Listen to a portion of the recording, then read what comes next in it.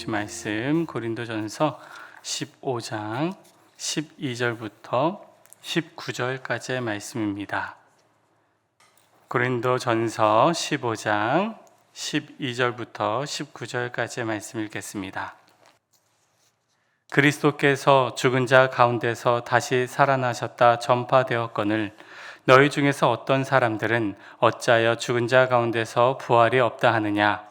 만일 죽은 자의 부활이 없으면 그리스도도 다시 살아나지 못하셨으리라. 그리스도께서 만일 다시 살아나지 못하셨으면 우리가 전파하는 것도 헛것이요 또 너희 믿음도 헛것이며 또 우리가 하나님의 거짓 증인으로 발견되리니 우리가 하나님이 그리스도를 다시 살리셨다고 증언하였음이라. 만일 죽은 자가 다시 살아나는 일이 없으면 하나님이 그리스도를 다시 살리지 아니하셨으리라. 만일 죽은 자가 다시 살아나는 일이 없으면 그리스도도 다시 살아나신 일이 없었을 터이요 그리스도께서 다시 살아나신 일이 없으면 너희의 믿음도 헛되고 너희가 여전히 죄 가운데 있을 것이요 또한 그리스도 안에서 잠자는 자도 망하였으리니 만일 그리스도 안에서 우리가 바라는 것이 다만 이 세상의 삶뿐이면 모든 사람 가운데 우리가 더욱 불쌍한 자이러라. 아멘. 하나님 감사합니다. 우리를 깨워주시고 주 앞에 이렇게 나오도록 우리의 발걸음을 온라인으로 대면으로 이끌어 주셔서 감사합니다. 우리 주님이 부활의 주님이십니다. 모든 사망과 어둠의 권세를 무너뜨리고 깨뜨리고 생명의 부활 또 하나님께서 다시 사시는 그 은혜의 시작을 우리 예수님이 알려주셨음을 우리는 믿습니다. 부활의 신앙, 부활의 예수님을 바라보며 믿음으로 승리하는 우리 모두가 되게 하여 주시옵소서. 예수님의 이름으로 기도드립니다. 아멘. 사도 바울은 예수님께서 살아계실 때 바울은 동시대에 살았던 사람이었지만 그러나 바울은 예수님을 만나본 적이 없습니다. 실제적으로 예수님이 갈릴리 지역에서 사역을 하실 때에 사도 바울은 우리가 아는 바울은 예수님을 만난 적이 한 번도 없습니다. 예수님은 12 제자를 선택하시고 그들과 동고동락하시면서 또 하나님 나라의 말씀들을 가르치시고 또 전도하시고 하셨죠. 그러한 사역을 하실 때 바울은 그 자리에 없었다라는 겁니다. 사도 바울은 예수님의 사역을 또 예수님의 사역의 현장을 직접 몸으로 또 눈으로 본 적이 없는 그런 사람이지요. 바울은 예수님이 살아계실 때 예수님을 만난 적이 없었다. 그러면 예수님을 바울은 언제 만났나요? 그가 이제 예수님을 만났던 때는 사도 바울이 예수님을 믿는 사람들을 잡으러 가다가 부활하신 예수님을 만나게 되었다라는 겁니다. 예수님의 제자들은 예수님을 따랐다는 것 때문에 부활하시고 또 승천하신 이후에 여전히 제자들은 유대인들에게 발각될까 봐 두려워 떨면서 한 곳에 한 자리에 모여 있었죠. 그러다가 예수님이 약속하신 대로 오순절날 성령님이 강림하시고 그러고 나서 이제 두려워 떨던 제자들은 밖으로 나와서 담대하게 예수님의 복음을 전하게 됩니다.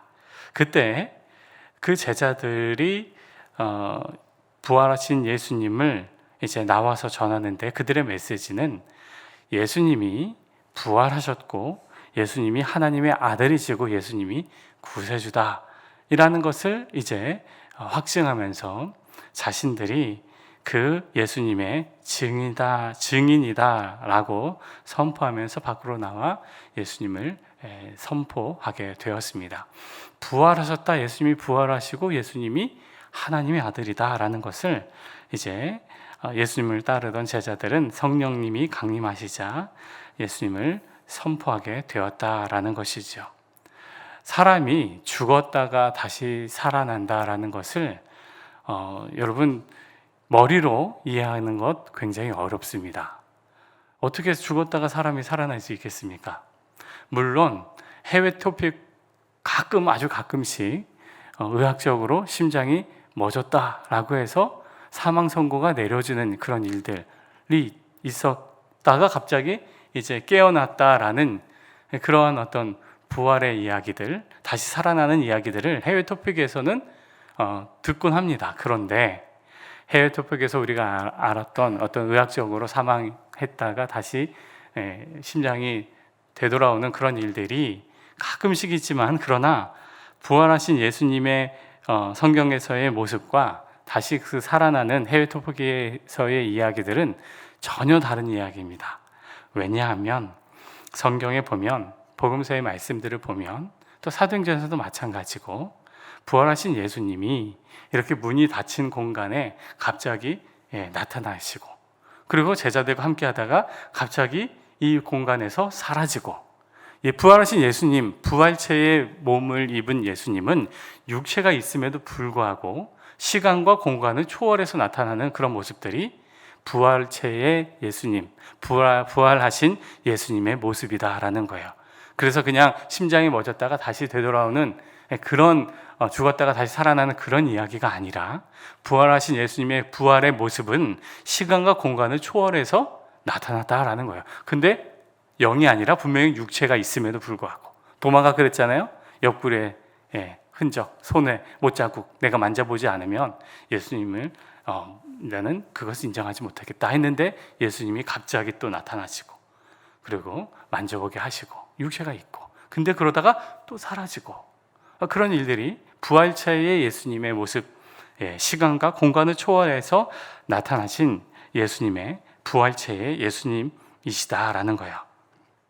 그래서 사도 바울은 그런 부활하신 예수님, 그 부활하신 예수님이 하나님의 아들이고 구원자다라는 것을 믿는 것 자체가, 기본적으로 예수님을 만나본 적이 없기 때문에 사도 바울은 유대교에 맹신했던 사람이었고, 유대교의 율법들을 연구했던 사람으로서 예수님이 부활하시고 하나님의 아들 된다라는 그 메시지를 받아들일 수 없었다라는 거죠. 사울이라는 사람은. 그래서 이제 유대교에 의해서 예수 그리스도를 믿는 사람들은 이단이기 때문에, 이제 유대교에 열심히 있었던 사울은 그런 사람들을 소탕하고 유대교에 넘기고자 사람들을 잡아갔다라는 겁니다. 그래서 다메섹에도 그러한 무리들이 있다라는 이제 첩보를 듣고, 그래서 다메섹으로 가는 도중에 길에서 부활하신 예수님을 이제 만나게 되죠. 그래서 예수님이 갈릴리 사역했을 때 이제 사울이 예수님을 만난 적은 없고, 부활 그 자체의 예수님, 성경을 보면 빛이 있었다라고 하고 소리만 막 사람들이 들리지만, 사도 바울은 이제 그 부활하신 예수님을 빛으로 만나게 되고, 그러면서 눈이 어두워지는, 사울아 사울아 내가 어찌하여 나를 핍박하느냐, 누시오니까, 그러니까 나는 내가 핍박하는 예수다. 너무나도 큰 충격이죠. 사람이 부활할 수 없는데, 근데 예수님이 부활하신 예수님이 나타난 거예요. 그래서 그 자신이 알았던 그 유대교의 모든 것들을 바울은 이제 다 내려놓고, 부활하신 예수님이 진짜구나, 진리구나, 십자가의 그리스도가 진짜구나, 진리구나, 그래서 십자가의 그리스도, 부활하신 예수님을 증거하는 사도로서 부르심을 받은 사람이 우리가 알고 있는 사울, 바울이다라는 것입니다. 여러분, 부활은 이제 머리로 이해할 수 없습니다. 머리로 이해가 안 돼요. 그러면 부활은 어떻게 이해하는 것이냐? 몸으로, 경험으로 부활을 받아들인다라는 사실을 믿으시기 바랍니다. 부활은요, 머리로 이해할 수 없어요. 어떻게 사람이 죽었다가 깨어나? 어떻게 부활하고 2000년 전에 그분이 부활하시고 또 하늘로 승천하고 그분이 또 하나님의 아들 되신다? 하나님이시다? 그게 어떻게 머리로 이해할 수 있어요? 머리로 이해할 수 없습니다. 부활하신 예수님은 만나야지 받아들일 수 있습니다. 부활하신 예수님은 경험하는 것이지, 몸으로 경험하는 것이지, 머리로, 이성으로 받아들이는 것은 있을 수가 없습니다. 머리로는. 부활하신 예수님은 경험입니다. 따라서 신앙은요, 체험이에요. 믿음은 체험입니다. 믿음은 예수님을 만난 그 사건이 없으면 부활하신 예수님을 받아들일 수 없다라는 거죠. 새벽 제단을 쌓는 성도님들, 예수님을 만난 그 체험의 자리가 있기 때문에 예수님이 하나님의 아들이시요 부활하신 나의 구세주가 되신다라는 그 사실을 우리는 믿음으로 또 체험으로 우리는 알고 있다라는 것입니다. 부활은 체험, 부활은 그런데 이제 그 부활이 부정되면 우리의 체험도 부정되고 부활을 받아들이지 않으면 믿음도 다 헛되게 된다라는 것을 사도 바울이 오늘 말씀에서 지적을 합니다. 오늘 읽었던 말씀 12절에서 14절 말씀을 읽겠습니다. 12절에서 15절 말씀, 12절부터 15절 말씀 시작.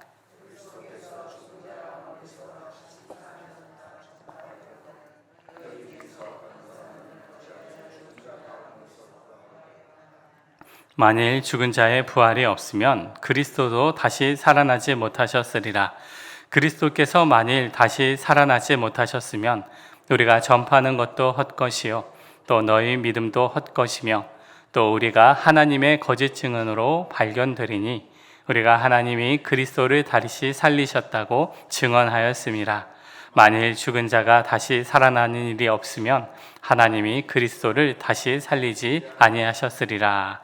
우리의 믿음, 우리의 신앙의 핵심은 예수님의 부활이다라는 거예요.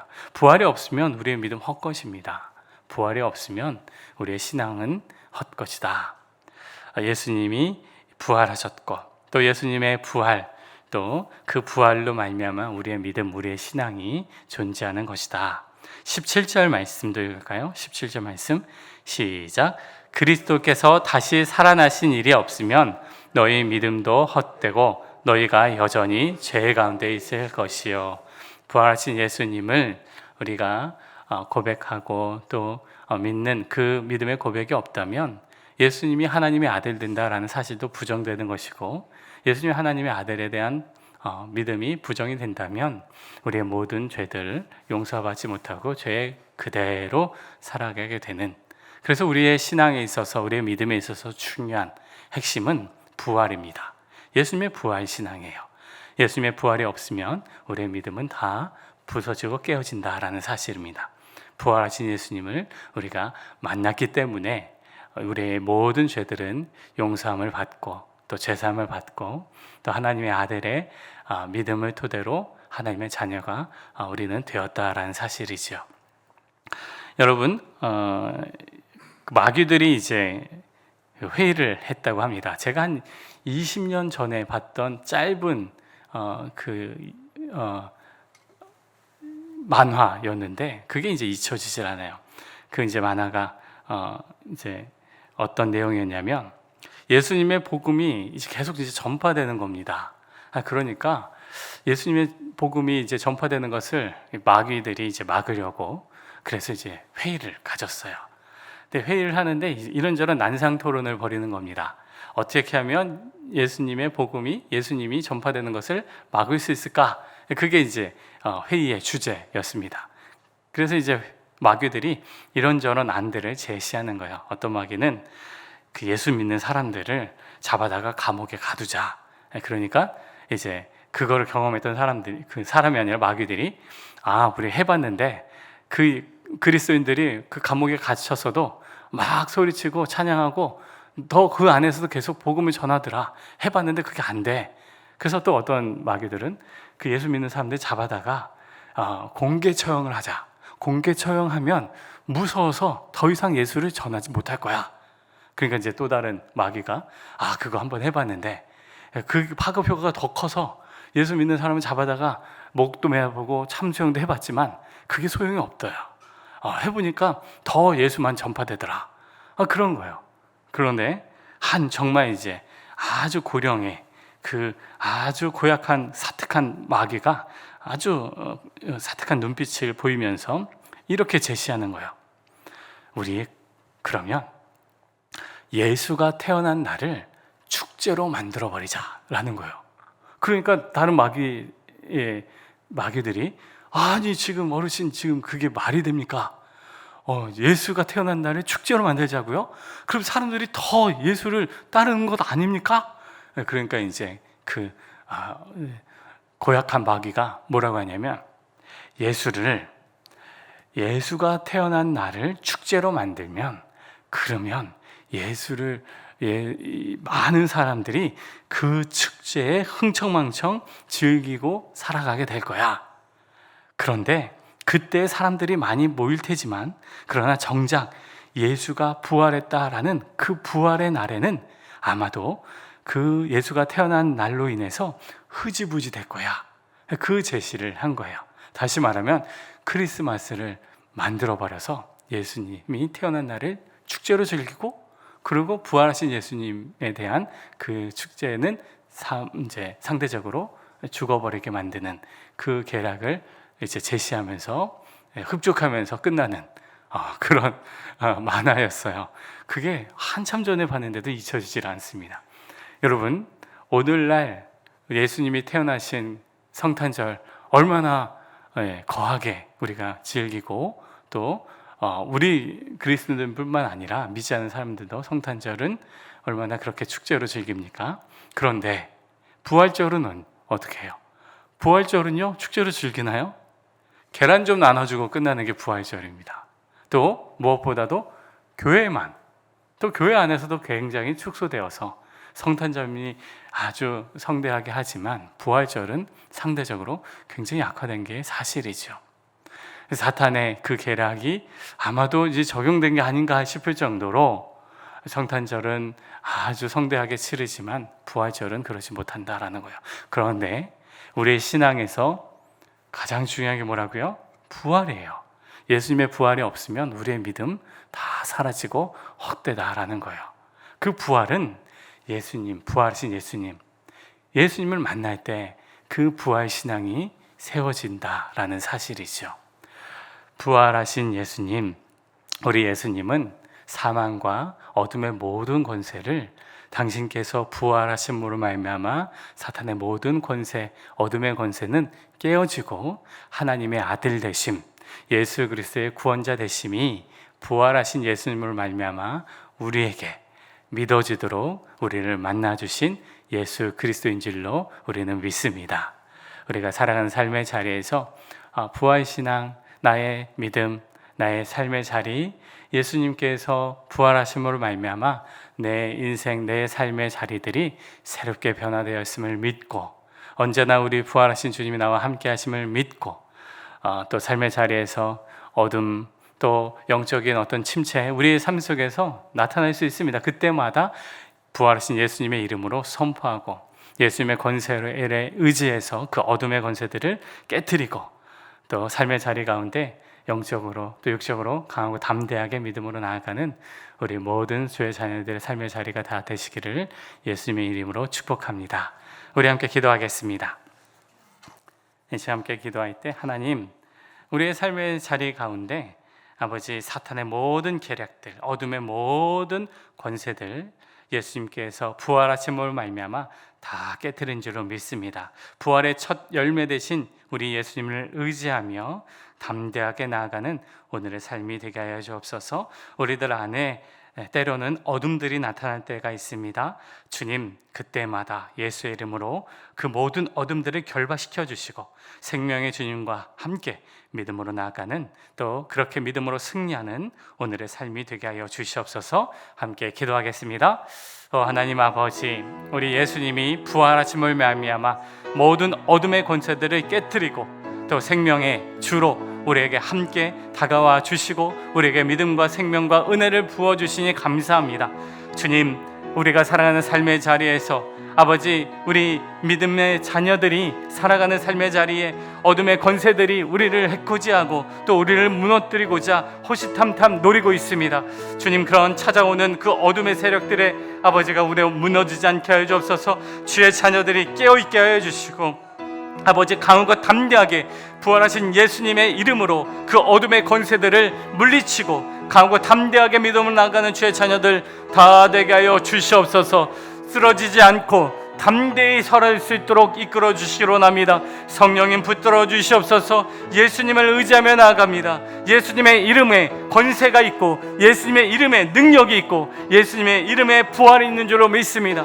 주님, 주의 자녀들을 아버지 소생케 해주시고 주의 자녀들의 삶의 자리에서 영적인 싸움에서 승리하고 강하고 담대히 믿음으로 나아갈 수 있도록 하나님 역사하여 주시옵소서. 주님 도와주시옵소서. 생명의 주님, 부활의 주님, 그 주님을 의지하며 강하고 담대하게 모든 어둠들을 이기며 선포하고 깨트리며 나아가는 우리 모두가 될 수 있도록 주님 도와주시옵소서. 주님 이끌어 주시옵소서.